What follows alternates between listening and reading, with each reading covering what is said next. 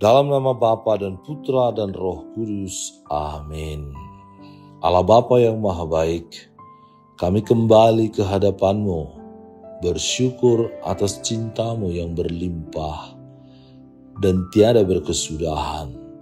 Kami mohon bantulah kami untuk senantiasa mampu menemukan butir-butir kasih dalam setiap pengalaman hidup kami, serta bukalah pintu hati kami dan pikiran kami untuk mendengarkan dan merenungkan serta menemukan butir-butir kasih itu dalam sabda-Mu dan mencoba mengejawantahkannya konkret dalam kehidupan kami sehari-hari.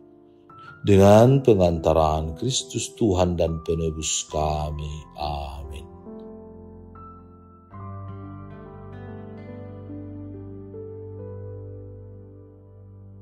Tuhan bersamamu dan bersama rohmu. Inilah Injil suci menurut Yohanes. Dimuliakanlah Tuhan. Dalam perjamuan malam terakhir, sesudah Yudas pergi, berkatalah Yesus, "Sekarang anak manusia dipermuliakan dan Allah dipermuliakan di dalam Dia.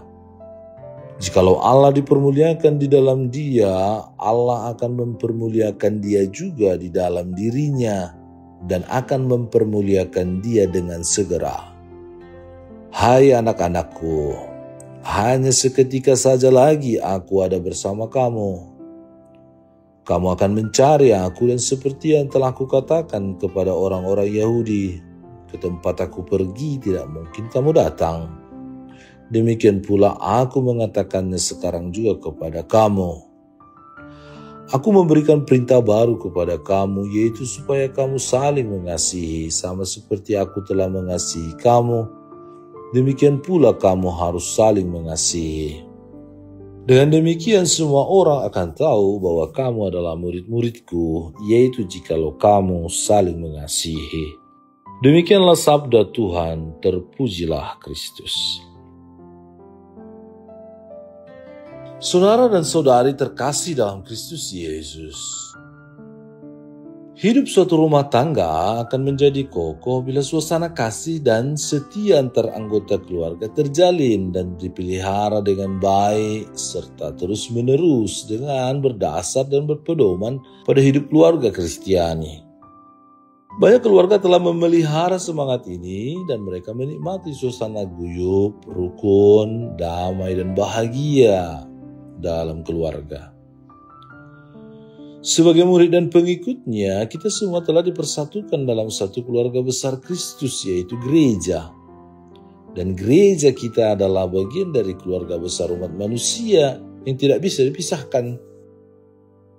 Karena itu cahaya Kristus yang dinyalakan oleh setiap pribadi dan keluarga Kristiani harus terpancar keluar mewarnai kehidupan di masyarakat, bangsa bahkan umat manusia seluruh dunia.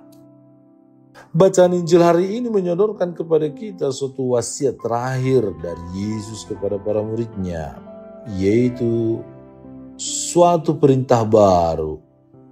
Aku memberikan suatu perintah baru kepada kamu, yaitu supaya kamu saling mengasihi sama seperti aku telah mengasihi kamu. Demikian pula kamu harus saling mengasihi.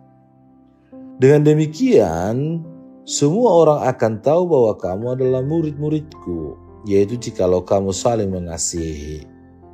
Maka cinta kasih adalah identitas Kristiani atau tanda pengenal bagi para pengikut Yesus. Pengikut Kristus yang tidak mengenal cinta kasih sama seperti orang tanpa ID, tanpa tanda pengenal, tanpa KTP. Inilah saat terakhir sebelum wafatnya dan tibalah waktunya bagi Yesus untuk dipermuliakan dan Allah sendiri dipermuliakan dalam Dia. Itulah saatnya Yesus kembali kepada Bapanya, sebab misinya di dunia sudah selesai dan saatnya bagi para rasul dan para murid serta pengikutnya untuk melanjutkan tugas pewartaan kerajaan Allah di dunia ini. Pergilah ke seluruh dunia dan wartakanlah Injil. Tugas itu juga dilakukan oleh Paulus dan Barnabas sebagaimana ditulis dalam Kisah Para Rasul dalam bacaan pertama. Misi perjalanan kedua rasul itu berbuah banyak. Komunitas-komunitas orang beriman atau gereja muda, gereja perdana terbentuk di berbagai tempat seperti di Derbe, Listra, Ikonium, dan Antioquia. Mereka mewartakan Injil dan memperoleh banyak pengikut atau murid. Walaupun banyak sengsara dan penderitaan mereka alami, namun mereka tetap bertekun dalam iman akan Tuhan yang bangkit dan telah mengutus mereka.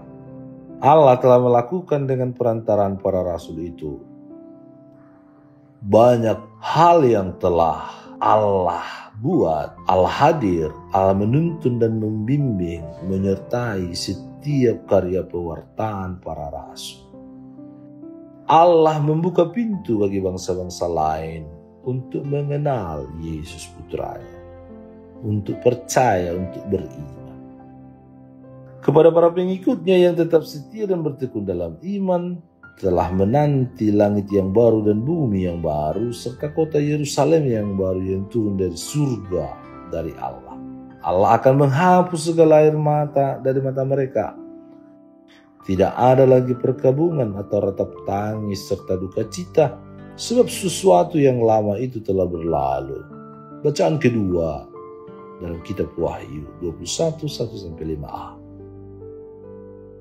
Pewartaan kabar gembira tidak bisa ditahan atau dihalangi oleh siapapun, walaupun usaha perlawanan dan penolakan itu tetap ada dan dilakukan sampai saat ini, detik ini.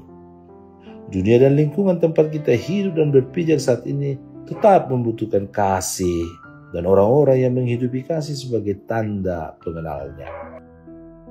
Lihat saja kriminalitas yang berupa pelecehan, pemaksaan, perampokan, sampai pembunuhan secara sadis silih berganti di mana saja. Kebencian, permusuhan, bahkan perang terbuka, hingga Rusia memuntahkan bom dan peluru kendalinya ke Ukraina, sampai menyebabkan kematian, kehancuran, serta ribuan pengungsi yang mencari tempat yang aman. Palestina dan Israel. Sedemikian banyak manusia yang harus menderita, bahkan kehilangan nyawa, hanya demi mempertahankan kekuasaan terhadap suatu wilayah. Demikian pula di bagian-bagian lain di dunia yang maju, telah terjadi kekerasan terhadap harkat manusia. Saling membunuh, tidak bisa menemukan solusi terbaik, saling mempertahankan keegoisan masing-masing. Karena itu kita sebagai pengikut Kristus, apapun kedudukan, jabatan, profesi atau fungsi kita di masyarakat dan dimanapun kita berada, tanpa terkecuali dipanggil oleh Kristus untuk menghidupi cinta dan kasih yang sama dan membagikannya berupa tindakan kasih hingga menjadi berkat, sumber sukacita dan kebahagiaan bagi banyak orang. Dan tindakan kasih itu harus dilakukan tanpa membedakan asal-usul bangsa, suku dan agama, gender ataupun kedudukan dan status sosial seseorang, khususnya mereka yang miskin, terlantar, dan ditinggalkan oleh banyak orang. Hidup dalam kasih adalah ciri khas atau identitas ID Kristiani seseorang, ID Kristiani sejati pengikut Yesus. Kasih menghidupkan banyak kebajikan di dalam setiap pengikut Kristus, dan kasih itu harus dinyatakan secara konkret dalam tindakan yang mencerminkan perhatian, kepedulian, beralasa, pengorbanan, solidaritas, subsidiaritas, dan kemauan untuk saling berbagi, keberpihakan kepada kaum marginal, dan lain sebagainya. Tanpa kasih, semuanya akan terasa hampa, tidak ada kebahagiaan dan sukacita, tidak ada pengampunan, tidak ada pengorbanan. Semuanya akan menjadi sia-sia. Paus Fransiskus secara sederhana memberikan pedoman kepada umat untuk memelihara dan membuka sikap kasih. Kasih dapat ditandai oleh 3 kata yang sehari-hari kita ucapkan, yaitu tolong, terima kasih, dan maaf. Sudahkah kasih itu kita wujudkan secara nyata dalam keluarga, komunitas, lingkungan tempat kita berada dan bekerja, masyarakat dan bangsa kita? Apakah kita peduli untuk mendoakan perdamaian di negara-negara yang sedang dilanda konflik dan perang? Menjadi saksi-saksi Tuhan yang selalu mewartakan, yang selalu berpihak dengan kehidupan dan nilai martabat manusia. Karena Tuhan mencintai dan mengasihi setiap pribadi. Tuhan Yesus, kami bersyukur atas kasih-Mu yang setia dan tanpa syarat. Ajarilah kami untuk mengasihi seperti Engkau, bukan hanya dengan kata-kata tetapi dengan tindakan yang tulus, terutama terhadap mereka yang sulit, yang menderita, yang terpinggirkan, dan terasing dan diasingkan. Buatlah hati kami menjadi cermin kasih-Mu agar dunia mengenal Engkau melalui hidup dan relasi kami. Bimbinglah kami agar perintah baru ini tidak hanya kami dengar, tetapi sungguh kami hayati setiap hari. Bahkan kami hadir dalam kehidupan kami menjadi saksi-saksi kasih itu konkret. Sebab Engkaulah Tuhan dan pengantara kami, kini dan sepanjang segala masa. Amin. Tuhan bersamamu dan bersama rohmu. Semoga saudara sekalian dilindungi, dibimbing dan diberkati oleh Allah yang Maha Kuasa, Bapa dan Putra dan Roh Kudus. Amin. Allah Bapa kami, penuntun kehidupan, Engkau telah menuntun Abraham menuju tanah terjanji. Engkau juga menuntun bangsa Israel menuju tanah Yerusalem melalui tangan Musa. Kini kami umat-Mu keuskupan Padang sedang berjalan bersama dalam sinode kefikepan menuju keselamatan yang Engkau janjikan dalam diri Putra-Mu Yesus Kristus. Tuntunlah peziarahan hidup kami dengan kuasa Roh Kudus-Mu, agar kami tetap tabah, sabar dan setia menghadapi kesulitan dan tantangan hidup.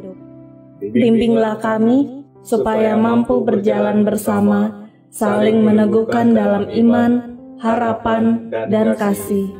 Bunda Maria, doakanlah kami putra-putrimu sepanjang sinode kefikepan ini berlangsung. Ya Bapa, Engkau kami sembah dan muliakan, kini dan sepanjang masa. Amin.